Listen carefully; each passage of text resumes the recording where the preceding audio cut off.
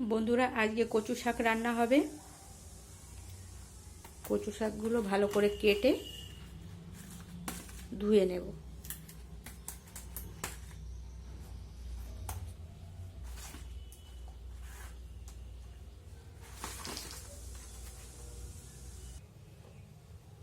কচু শাকগুলো ধুয়ে নিচ্ছি ভালো করে। গায়ের থেকে খোসাগুলো বেশি ফেলবেন না, ফেলে দিলে তখন রান্না করার পরে যে একটা আঠা ভাবটা থাকবে না, ছাড়া ছাড়া ছাড়া ছাড়া টাইপের হয়ে যাবে। যেটা খারাপ সেটা ফেলে দেবেন, এই যেরকম আমি ফেলেছি। পরিষ্কার করে ধুয়ে নেব। নুন দিয়ে সিদ্ধ করতে বসাবো। কচু শাক সিদ্ধ হচ্ছে আস্তে আস্তে। বন্ধুরা, তেল গরম হয়ে গেছে, কালো জিরে ফোড়ন দেব। আর এই রসুন রেখেছি, এই রসুনগুলো ওতে দিয়ে দেবো।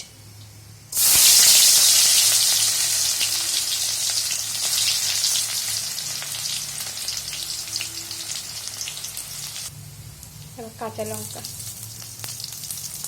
দিয়ে একসাথে ভালো করে নাড়াচাড়া করব।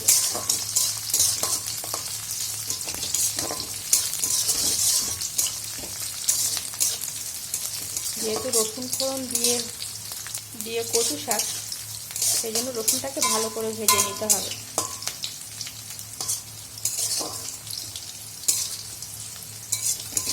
এবার কচু শাকটা দিয়ে দেবো।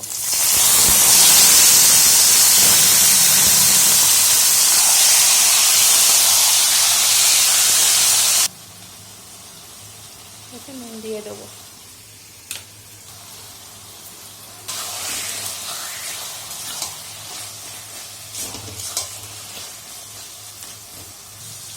একটু গোলমরিচ গুঁড়ো দেবো, এটা কিন্তু অবশ্যই দিতে হবে। এবার একটু মিষ্টি দেব।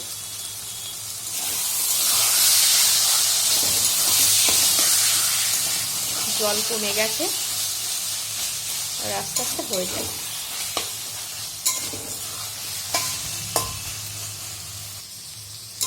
কচু শাক হয়ে গেছে, এই যে। এবার নামিয়ে নেব। রসুন দিয়ে কচু শাক, দেখুন বন্ধুরা কত সুন্দর হয়েছে।